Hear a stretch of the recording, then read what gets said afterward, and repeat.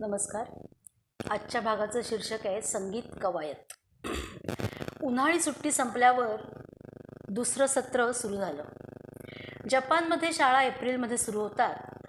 स्वतःच्या वर्गातल्या मुलांबरोबरच आता तोतोचांची इतर वर्गातल्या मुलांबरोबर सुद्धा दोस्ती झाली. सुट्टीतल्या वेगवेगळ्या उपक्रमांनी तिला तशी संधी दिली होती आणि तिचं तोमोई विद्यालयाविषयीचं प्रेम वाढलं. तोमोईमधले वर्ग इतर शाळांपेक्षा वेगळे होते हे तर खरंच, पण तिथे बराच वेळ संगीताला दिला जाईल हे तिथलं वेगळेपण. तिथे संगीताचे अनेक धडे दिले जात. त्यातलाच एक होता युरिथमिक्स, म्हणजे संगीत कवायत. संगीताच्या तालावर कवायतीचा प्रकार सर्वात पहिल्यांदा 1904 साली शोधून काढला स्वित्झर्लंडमधले संगीतकार आणि संगीत शिक्षक एमिले जाक डेक्लोज यांनी. थोड्याच अवधीत ही पद्धत सबंध युरोप खंडात प्रसिद्ध झाली. अमेरिकेत देखील लोकमान्य झाली. तोमोईमध्ये ही पद्धत कशी बरं सुरू झाली? त्याचं असं झालं की तोमोई सुरू करण्यापूर्वी सोसाकू कोबायाशी युरोपमध्ये गेले होते. तिथे त्यांनी लहान मुलांच्या शिक्षण पद्धतीचा अभ्यास केला. अनेक शिक्षण तज्ज्ञांना ते भेटले. पॅरिसला गेले असताना त्यांची भेट प्रसिद्ध संगीतकार आणि शिक्षणतज्ज्ञ डेल्कोरोज यांच्याशी झाली. डेल्क्रोज ह्याला नेहमी वाटायचं की संगीत हा एक नुसता कानाने ऐकण्याचा विषय होण्यापेक्षा मुलांच्या हृदयापर्यंत तो पोचला पाहिजे, तरच संगीत निर्जीव आणि कंटाळवाणं न वाटता ते जिवंत आणि सळसळणारं वाटेल. पण काय केलं म्हणजे ते मुलांच्या मनापर्यंत पोचेल? त्याने खूप विचार केला. अचानक मुलांना उड्या मारताना खेळताना बघताना त्यांच्या मनात आलं, मुलांच्या या खेळांना जर का संगीताचा ताल दिला तर? त्यालाच त्यांनी नाव दिलं युरिथमिक्स किंवा संगीत कवायत. कोबायाशी पॅरिसमध्ये राहत असताना डेल्क्रोज विद्यालयात त्यांनी वर्षभर ह्या नव्या प्रकारचा सगळ्या बाजूने अभ्यास केला. डेल्क्रोज यांच्या नव्या पद्धतीनं बरेच जपानी प्रभावित झाले होते. प्रख्यात संगीतकार यामादा, जपानमधील नव्या नृत्य प्रकाराचे जनक बाकुइशी, काबुकी अभिनेता दुसरा इचिकावा सदाजी, नवनाट्याचा प्रणेता काओरू ओसनाई, नर्तक मिचिओ इतो, ह्या सगळ्यांचं मत होतं की डेल्क्रोज यांची पद्धत सगळ्या कलांसाठी उपयोगी होती. पण शालेय स्तरावर तिचा वापर करणारे सोसाकू कोबायाशी हे जपानमधले पहिलेच. तुम्ही जर त्यांना विचारलं की युरिथमिक्स म्हणजे काय, तर ते सांगतात की हा एक खेळ आहे जो शारीरिक यंत्रणा अधिक कार्यक्षम करतो. असा खेळ जो मनाला शरीराचा उपयोग कसा करायचा ते शिकवतो. असा खेळ जो शरीर आणि मनाला लय आणि तालाची जाण देतो.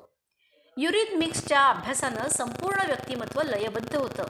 लयबद्ध व्यक्तिमत्व अधिक भारदस्त, अधिक सतेज असतं आणि अशी व्यक्तिमत्व निसर्गाच्या नियमाचं पालन अधिक चांगल्या प्रकारे करू शकतात.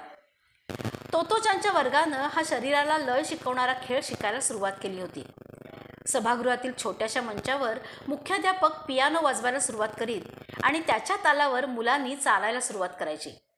त्याला कसंही चालायची मुभा होती.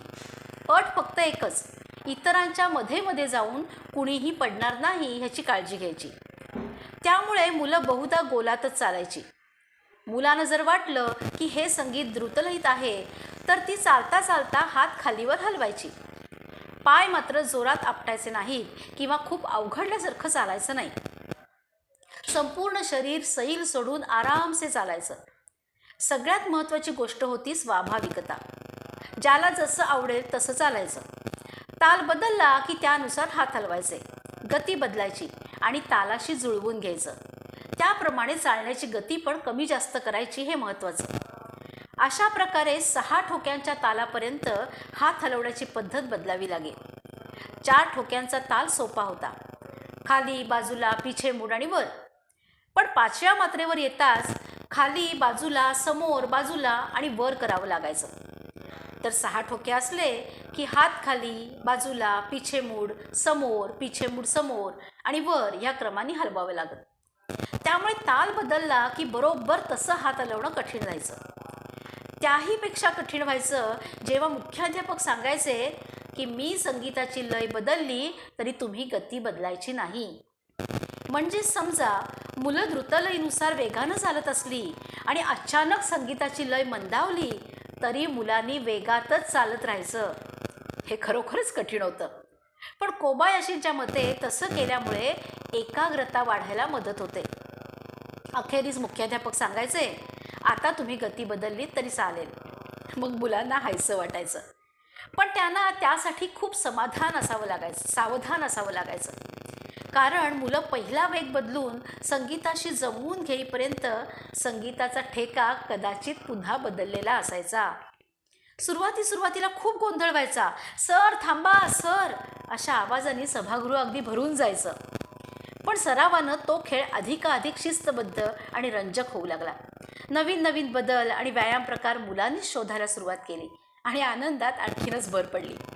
सर्वसाधारणपणे प्रत्येकजण स्वतंत्रपणे हालचाली करत असत.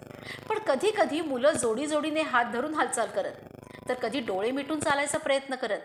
मनाई होती ती फक्त एकाच गोष्टीला, की आपापसात गप्पा मारायच्या नाहीत. शाळेत शिक्षक पालक सभा असली की पालक ह्या सभागृहात डोकावत. प्रत्येक मुलाला संगीताच्या तालावर मोकळेपणे हालचाली करताना बघणं हा खरोखरच आनंददायी अनुभव होता. अशा प्रकारे युरिथमिक्सचं सगळ्यात पहिलं उद्दिष्ट होतं शरीर आणि मनाला तालाची जाण देणं. नंतर शरीर आणि आत्म्याची एकतानता साधणं आणि सगळ्यात शेवटी मुलांची प्रतिभा आणि कल्पनाशक्ती जागृत करणं. पहिल्यांदा शाळेत आल्या दिवशी तोतोचाननं विचारलं होतं, आई तोमोई म्हणजे काय गं? तोमोई हे एक स्वल्पविरामासारखं परंपरागत प्रतिकात्मक चिन्ह आहे आणि मुख्याध्यापकांनी त्यांच्या शाळेसाठी 2 तोमोई असलेलं प्रतीक तयार केलं होतं. एक काळं आणि दुसरं पांढरं. अशी 2 तोमोई मिळून तयार होत होतं संपूर्ण वर्तुळ आणि त्यातूनच त्यांचं मुलांविषयीचं ध्येय सूचित व्हायचं. शरीर आणि मन ह्याचा एकत्रित विकास. युरिथमिक्सचा अंतर्भाव त्यांनी शाळेच्या अभ्यासक्रमात केला होता. कारण त्यांना खात्री होती की त्यामुळे मुलांच्या व्यक्तिमत्व विकासात अधिक सहजता येईल, ते स्वाभाविकपणे होईल. केवळ पुस्तकी शिक्षणावर भर असलेल्या आणि मुलांची निसर्गाविषयीची स्वाभाविक ओढ आणि त्याहूनही सूक्ष्म अशा ईश्वरी आवाजांची जाण दाबून टाकणाऱ्या समकालीन शिक्षणाचा मुख्याध्यापकांना तिटकारा होता. कारण निसर्ग आणि ईश्वर ही प्रेरणास्थानं असतात ही त्यांची धारणा होती. बाशो हा कवीच फक्त हे लिहू शकला, पुराणे तळे बेडूकमारी उडी पाण्याचा ध्वनी. या ठिकाणी बेडकाच्या उडीने सुद्धा जाणवणारा आवाज आणि त्यामुळे जाणवणारी नीरव शांतता बाशोने टिपली आहे. एरवी तळ्यामध्ये उडी मारणारा बेडूक कित्येकाने बघितला असेल. चहाच्या किटलीतली वाफ किंवा झाडावरून पडणारं सफरचंद बघणारे वॅट किंवा न्यूटन हे काही जगातले पहिले नव्हते. डोळे असतात पण सौंदर्य दृष्टी नसते. कान असतात पण संगीत ऐकलेलं नसतं. मन असतं पण सत्याचं भान नसतं. हृदय असतं पण जगातली दुःख तिथवर पोचत नाहीत आणि या गोष्टीची भीती वाटली पाहिजे, कारण त्या माणसाला माणूसपणापासून दूर नेतात असं मुख्याध्यापक सांगत. तोतोचानपुरतं बोलायचं झालं तर अंदवाणी पायांनी संगीताच्या तालावर उड्या मारताना आपण जणू इसाडोरा डंकन आहोत असं तिला वाटायला लागायचं आणि ती स्वतःला विसरून जायची. मग हा आपल्या शाळेच्या अभ्यासातला एक भाग आहे ह्याचा सुद्धा तिला विसर पडला, तर त्यात नवल ते काय. धन्यवाद.